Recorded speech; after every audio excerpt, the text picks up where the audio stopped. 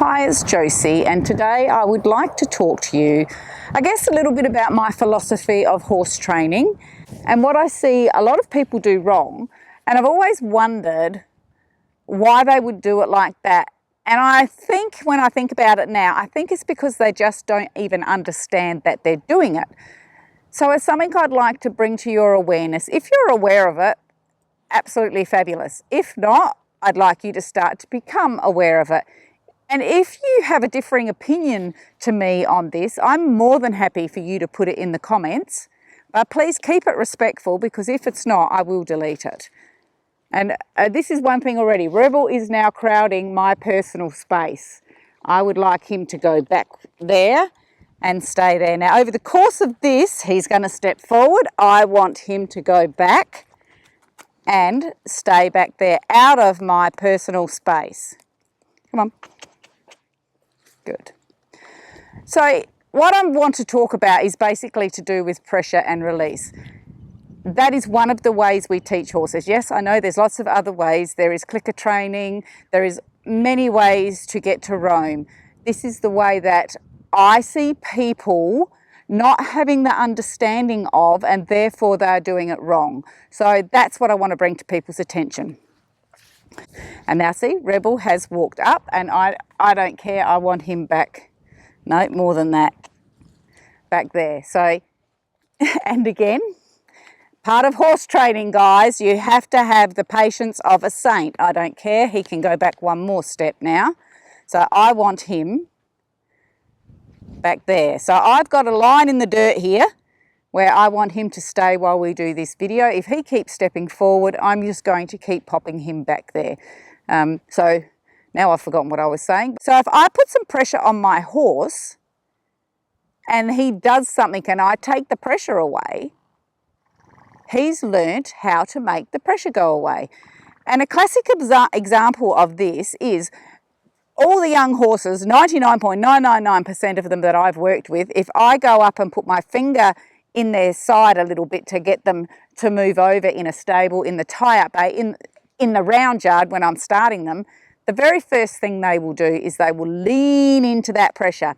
Now, if I take the pressure away when they're leaning into it, then I've just taught the horse to lean into the pressure. So you have to stay there and hold it, and the split second the horse moves away from the pressure, you take the pressure away. Or the way that I've learnt to do it is you become a fence post. So you sit there and you set your core and you put your finger into his side there gently, and as he leans on it, it gets harder and harder, and you set yourself, and the split second he moves off, if you're not pushing and you've become a fence post, the pressure's released off the horse and he will learn to move away from pressure. How does that pertain to what I'm talking about now? So anytime you're handling your horse, you are training your horse. I want you to please remember that. It doesn't matter if you're walking from the paddock to the stable with the horse, if you're standing out chatting to your girlfriends or boyfriends with your horse, you're training him if you are with him and interacting with him just by being in the same environment as him. Please note, it doesn't matter what discipline you ride, dressage, western, jumping, driving horses, they all learn the same. So this is not a discipline specific thing. It's called horsemanship for a reason, because it involves horses. And I guess part of, now he's stepped forward again, I want him to go back there. One of my aims of my channel here is to try to bring some horsemanship to the discipline that I love, which is dressage, because my horses have never gone so well as they did after I started to learn some horsemanship. And then I can see how it all fits together. The classical dressage trainers use horsemanship to train the horse. They use pressure and release to train the horse, because they put a leg aid on, the horse gives them the response they want, they take the leg aid off. They ask for bend and flexion, they put the aids on for that, the horse gives what they want, then the aids become very subtle, non-existent release. So I'm aware that Rebel has just stepped half a foot forward. The part of horsemanship is being aware of your horse and what he's doing. And he's creeping now, so I'm going to ask him to go back. He likes to be in my pocket, and I don't like him in my pocket because he is very good at invading your personal space. So I just will be a bit like a person with a child. I will just be constantly saying, no, that's the line in the dirt. So as we were going, how does this pertain to what I was talking about? Well, this is only my philosophy, remember. Every horse is different. So I have a personal space that I require a horse to stay out of. My personal space for Rebel is actually larger than my personal space for Spider. And that is because the feeling I get from Rebel is that he will just be in and on top of me if he could be, whereas Spider will come in but he's not pushing on me. And although you may not see that, it's a feeling I get that I'm being pushed upon. So when I'm standing out in public talking to somebody and Rebel continues to creep up, I will continue to put him back. Then he creeps up and then I'll put him back. Eventually, he gives it up and he just stands there and he goes to sleep.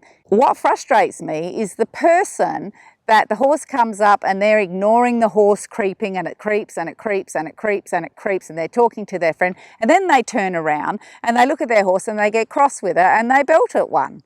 To me, I'm going to be really honest, I want to take whatever they've belted the horse with and belt them and say, for goodness sakes, be aware of what your horse is doing and have some compassion for him and give him some ground rules of where he needs to stay.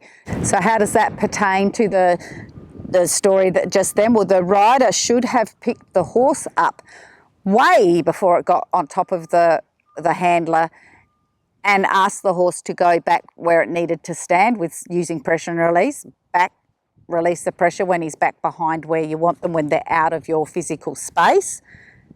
And Rebel might actually step into mine in a minute because I don't want him any closer than he is. And yes, he has, because that's too close. So I will just pop him back there. I'm actually going to just pop 2 legs back. Now, nope, and he's come back over. Perfect timing, Rebel, to show people what I mean. He can stay back there. I don't want him up here with me because he's in my personal space.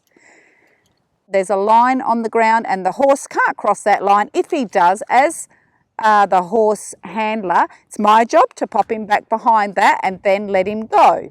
And then if he comes forward, I put him back. And if he comes forward, I put him back.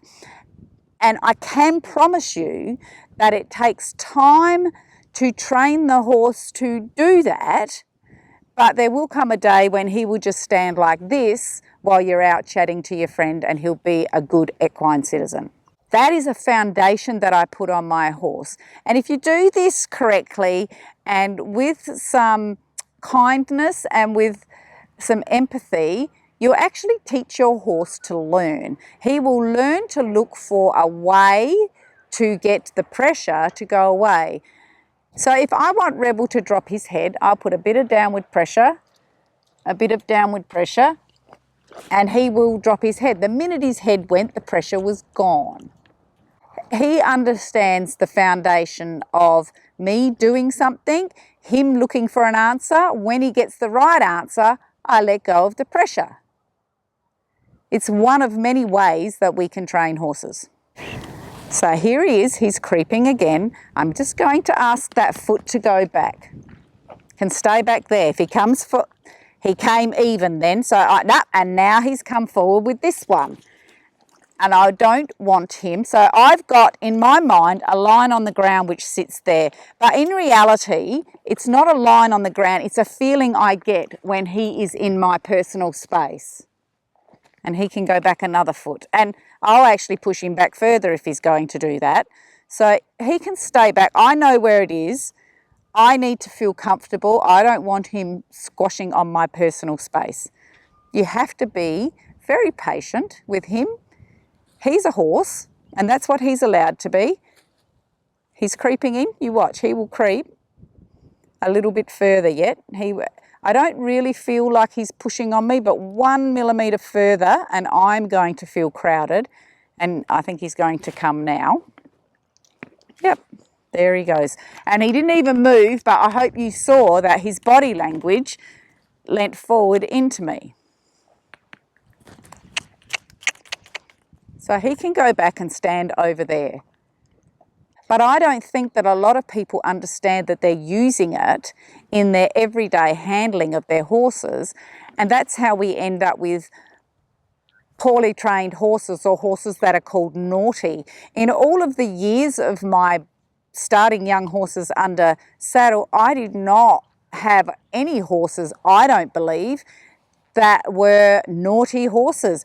I had horses sent to me that had problems, but those problems were caused by humans not usually understanding the way a horse learns with pressure and release. And they're putting pressure on the horse and not releasing it when the horse gives them what they want, or they are releasing it when the horse is doing the wrong thing, and they're inadvertently teaching their horse the wrong thing, and then they get cross with their horse. It really frustrates me. Horsemanship covers every single thing you do with horses. Horsemanship is about horses. Every single person that handles a horse should have basic horsemanship. If you don't have any, you're being unfair to your horse and doing him a disservice. I would like you to know that you don't even have to be perfect at it. Hell, I'm not perfect at it. But it's something that I'm aware of, and it's something that I strive to do correctly every time I'm holding my horse, every time I'm handling my horse, every time I'm sitting on his back. I don't expect myself to be perfect. When I gave up perfection, my training actually took a leap forward, because when I was expecting me to be perfect, I was expecting my poor horse to be perfect, and he's not going to be. So my philosophy is, if you own a horse, it is your responsibility to know how to feed him, groom him, look after him, have basic skills to know when he's sick and when he's not, and most importantly, it is your job to understand how the horse learns so that you know how you're training him. And I'd like you to note that after all of that, no, you go back and stand there. Rebel is now standing there quite nicely, quite quietly, and actually having a sleep in the sunshine.